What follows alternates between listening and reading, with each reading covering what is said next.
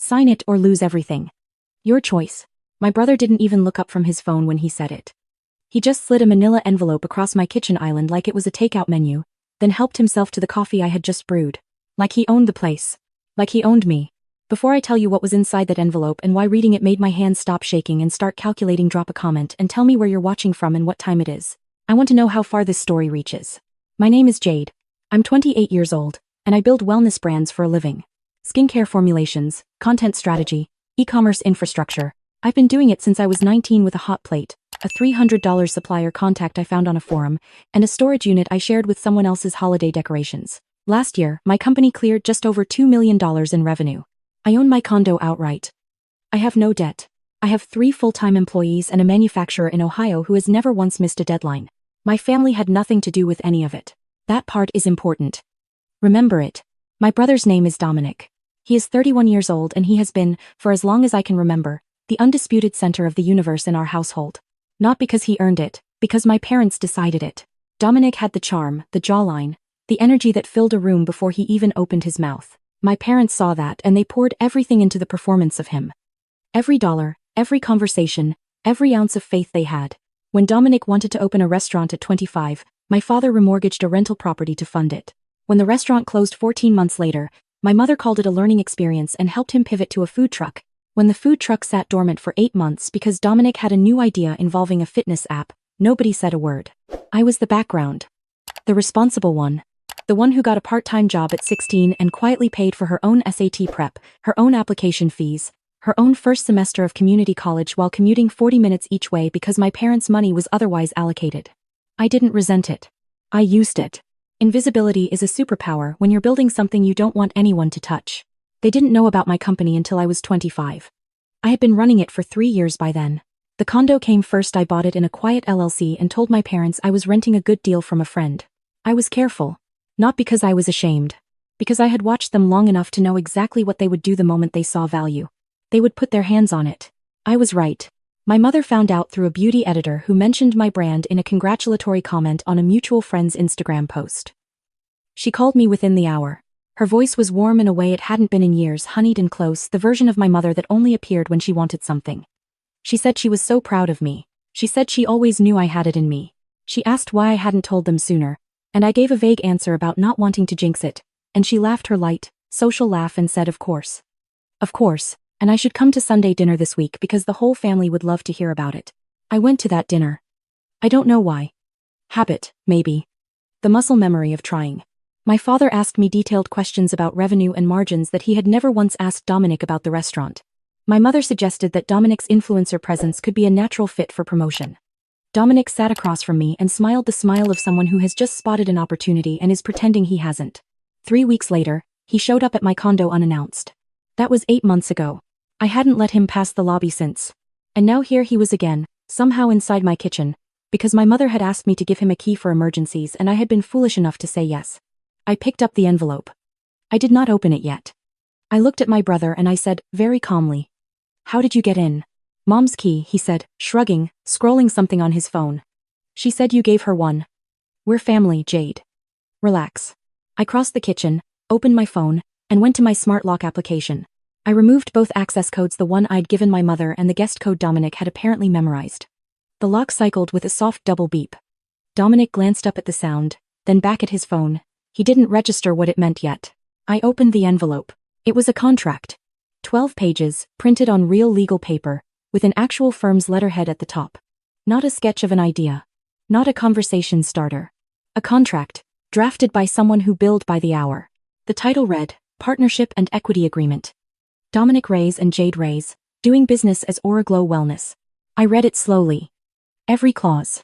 My brother had commissioned a legal document asserting that because he had, at 22 years old, introduced me to a friend who happened to work in social media marketing, one coffee meeting, 6 years ago, that led to nothing actionable, he was entitled to 30% equity in my company. Retroactively. The contract also included a clause giving him operational input rights, meaning he could weigh in on product direction, brand partnerships, and hiring decisions. At the bottom, a handwritten note in my mother's looping script, "Jade, please just talk to him. He's really trying. This is fair. Love, Mom." 30%, I said out loud. Standard for a creative partner, Dominic said, finally setting his phone down. You would never have gotten that first press hit without the connection I made for you. That connection went nowhere, Dominic. That's subjective. It's documented. The person you introduced me to worked in regional print. My first press hit was a digital feature. I pitched myself. I have the email thread.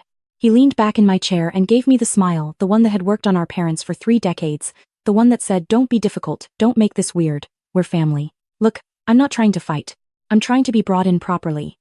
Mom and Dad think this is the right move. You've built something real. Let's build it together. Get out of my house, I said. The smile held for a moment, then shifted into something I recognized from childhood. The look he used right before he went to find a parent. You're being emotional, he said. Sleep on it.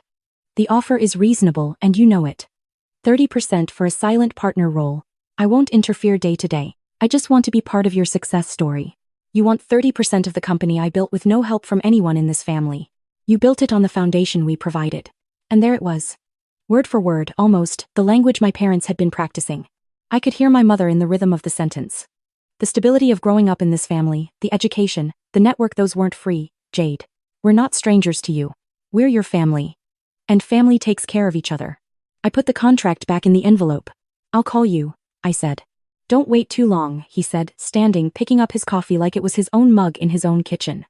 We already talked to a business attorney about what happens if this goes contested. It gets complicated.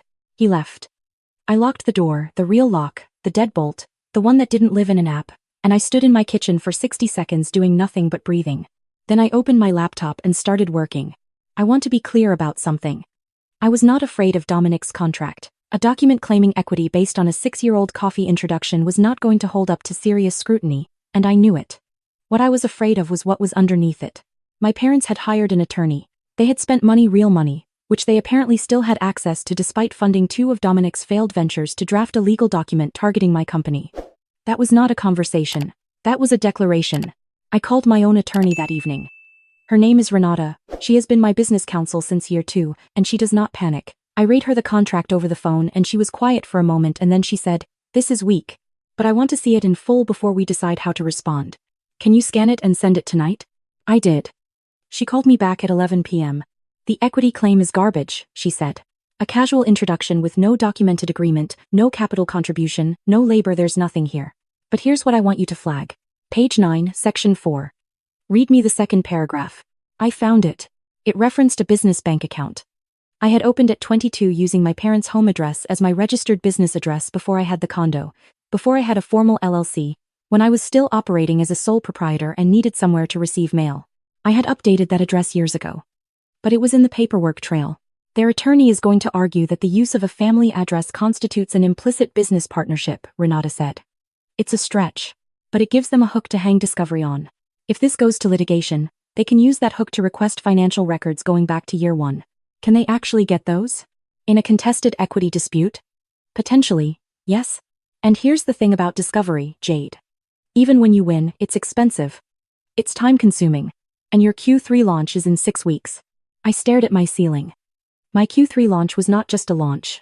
It was a full rebrand rollout, new packaging, a new product line, a retailer partnership I had been negotiating for 8 months with a regional chain that was finally ready to sign. The ink was not dry. The purchase orders were conditional. If I walked into that final meeting distracted, disorganized, fighting a legal battle on my flank, I could lose the whole thing. They knew about Q3. I had mentioned it, briefly, at Sunday dinner 3 months ago before I understood what was happening. My mother had asked thoughtful questions. I had answered them. I had been so careful for so long, and then I had sat down at that table and let myself be a daughter for 1 hour, and that 1 hour was now a loaded weapon pointed at my timeline. The next morning, I called Dominic. I told him I would review the contract seriously and get back to him by the end of the week. He sounded pleased. He said that was all he was asking. I spent that week doing something else entirely. I called my accountant first. Then Renata. Then a forensic bookkeeper Renata had recommended to me once for a different situation and whose name I had kept in my contacts just in case. I told them what I needed. I told them why. I told them I needed it fast. Here's what I had that Dominic and my parents did not know I had. When my father remortgaged the rental property to fund Dominic's restaurant, he had listed that property as his sole financial liability on a small business loan application he had submitted the same month for a separate investment. I had found out about the loan years ago by accident, through a document I had seen on the kitchen counter as a teenager and filed away in the part of my brain that saves things that don't feel right.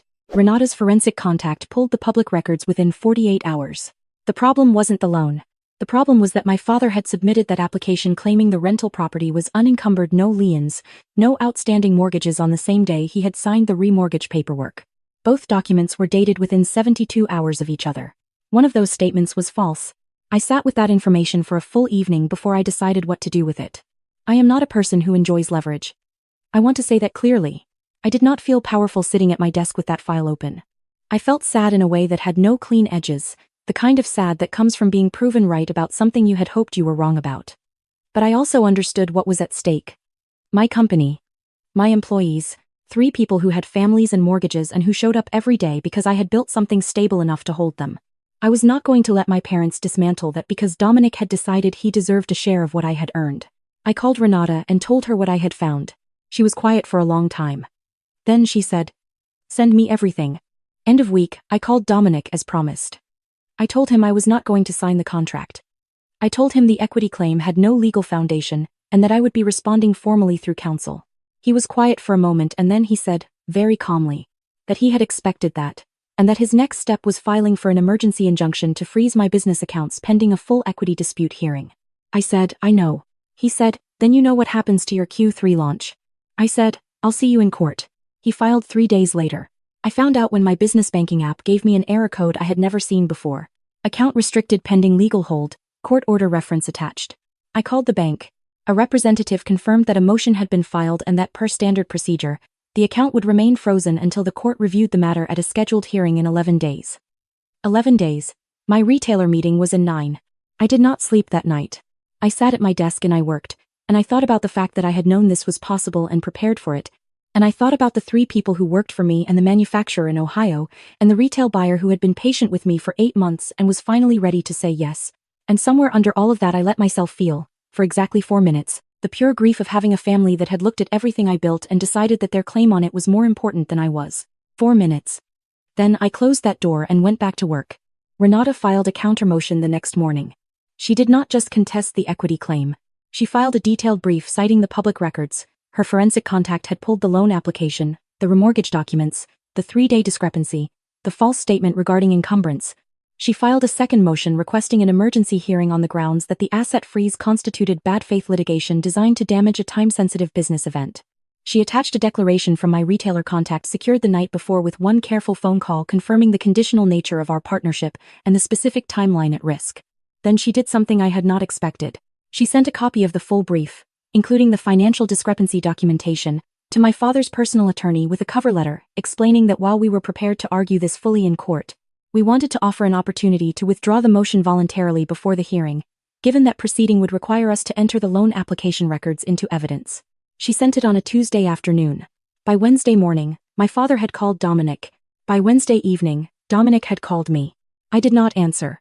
The hearing was Thursday at 10 a.m. I wore gray. Renata wore black. My father's attorney, the same one who had drafted Dominic's contract, stood at the plaintiff's table looking like a man who had been given incomplete information by his client and had only just fully realized. It has 2:10. Dominic sat beside him in a blazer that was slightly too formal for the situation, like he had dressed for a win he was no longer certain of. My mother sat in the gallery. She was not crying. She was looking at her hands. The judge was a compact man with reading glasses on a chain who moved through paperwork the way surgeons move through a procedure, no wasted motion, no hesitation. He reviewed the original motion. He reviewed our counter-motion. He looked at the financial records Renata had included. He looked at my father's attorney over the top of his glasses and said, in a tone that could have stripped paint, "Counsel, are you prepared to substantiate the equity claim presented in the original filing?" My father's attorney said they were. The judge said, "Then you're prepared to explain the basis for the claim in the context of the financial records submitted by the respondent, specifically the discrepancy between the loan application dated in Exhibit C and the encumbrance documentation dated in Exhibit D?" There was a pause that lasted long enough to become its own kind of answer. Renata stood up. She did not raise her voice. She presented the timeline clearly and without drama: the original equity motion, the business address argument, the loan application, the false encumbrance statement, the forensic bookkeeper's analysis. She noted that the equity motion appeared to have been filed not on the merits of the claim but as a mechanism to freeze assets in the days before a time-sensitive business event, constituting tortious interference. She requested immediate dissolution of the asset freeze and sanctions against the filers for bad faith litigation. She sat down. The judge looked at my father's attorney and said, "Do you have a response?" He asked for a recess. The judge gave him 10 minutes. During those 10 minutes, my father walked out of the gallery and down the hall. I watched him go and I thought about the man who had taught me to ride a bike, who had driven me to every early morning practice without complaint, who had looked at the same daughter for 28 years and somehow never once considered that she might become the most capable person in the room. I don't tell you that to earn sympathy. I tell you because it's the truth, and the truth is the only thing that holds up under cross-examination. Dominic did not look at me. My father came back after 8 minutes. He said something to his attorney. His attorney went back in and requested a brief sidebar with the judge. When they came back to the table, my father's attorney announced that his clients were withdrawing the equity motion and consenting to the immediate lifting of the asset freeze. The judge accepted the withdrawal. He noted for the record that the financial records submitted by the respondent had been referred to the appropriate oversight body for review. He looked at my father, not at my father's attorney, at my father directly and said, "I'd strongly encourage everyone in this room to think carefully before bringing matters to this court that are not what they appear to be." He banged the gavel. It was over. I stood up and I did not feel triumphant.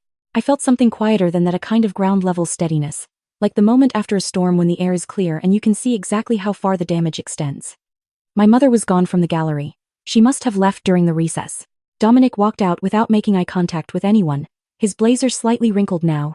The performance of confidence dissolved into something much smaller and more honest. My father stopped in the aisle 2 rows from me. He looked older than he had looked at Sunday dinner. He looked like a man who had made a sequence of decisions that had each seemed reasonable at the time and had arrived cumulatively, somewhere he hadn't expected to be. He started to say something. I think it was my name. I said, "Dad." "Not today." I walked out. There were 2 things left to do. The first was the retailer meeting, which happened 48 hours later. I walked in with clean financials, a clear head, and 8 months of preparation behind me. The buyer had seen the chaos of the previous week only as a blip in my email response time, which I had explained as a vendor negotiation going longer than expected. We sat down, reviewed the terms, and she signed the purchase order. 40 units across 12 locations to start, with an expansion clause if sell-through hit 60% by the end of the quarter. I shook her hand and I walked to my car and I sat in the parking garage for exactly 3 minutes and let myself feel it, the full, clear, uncomplicated satisfaction of a thing built correctly arriving exactly where it was supposed to arrive. The second thing was harder. I went home that evening and I opened a document and I wrote a letter I never intended to send. I wrote it for myself, because I had spent 4 minutes in the dark, allowing myself to feel something I didn't have language for in the moment, and I wanted to find the language before it calcified into something permanent and sharp. I wrote about what it felt like to be the background. To be reliable in a way that reads, to the people relying on you, as inexhaustible, to build something quietly and carefully, and have the people who were supposed to love you most respond to it by calculating what percentage of it they could claim. I wrote about the specific grief of people who are not villains, who are not cruel, precisely, who at various points in your life have genuinely cared for you, deciding that their need was more important than your sovereignty. I wrote about the difference between a family and a system, and how you can love the people in a system without continuing to participate in the system's logic. I wrote it until I ran out of things to say. Then I closed the document and I went to the kitchen and I made dinner and I sat at my own table in my own home that no one else had a key to anymore and I ate it. 3 weeks after the hearing, Renata called to let me know that my father's attorney had reached out regarding the financial records referral. The matter was being reviewed. She said there was nothing I needed to do. I told her thank you and I meant it fully. A month after that, my brother sent me a text message. It said, "I know you're not ready to talk. I get it. I just want you to know, I didn't understand what I was doing. I thought it was fair. I know now that it wasn't. I'm sorry." I read it 3 times. I didn't respond. I'm not ready. Maybe I will be. The door is not locked forever, it's just locked right now, while I figure out who I am in relation to people who have known me my whole life and still manage to misread me completely. That's not a door you unlock quickly. You unlock it carefully, on your own timeline, when you're sure the person on the other side is coming in to see you and not to appraise the furniture. My Q3 launch went live 2 weeks after the retailer signed. First week sell-through at the 12 locations came in at 44%. By week 3 it was 61. The expansion clause triggered automatically. My Ohio manufacturer sent me a congratulations email with 3 exclamation points, which is the most expressive he has ever been in 4 years of working together. I hired a 4th employee. Her name is Dominique, unrelated coincidence, the universe's sense of humor, and she handles logistics with a precision that makes me genuinely happy every morning. I told her on her first day that she would always know where she stood, that her work was her own, and that I built this company to be a place where the people inside it felt like people and not assets. She said that sounded good to her. It sounded good to me too. I said at the beginning that my family had nothing to do with any of it. That is true. But I want to amend it slightly because the truth deserves precision. My family had nothing to do with what I built, They had everything to do with why I built it the way I did, quietly, carefully, with no dependencies and no vulnerabilities. I learned early that the people closest to you will not always protect what you're creating. Sometimes they will be the thing you need to protect it from. That is not a cynical lesson. It's a practical one. And if you're building something right now in the dark, if you're the background noise in someone else's story, if you're the reliable hum that everyone depends on and no one sees, keep building. The moment they look up and see what you've made, you'll understand exactly why you kept it quiet for so long. And you'll be ready.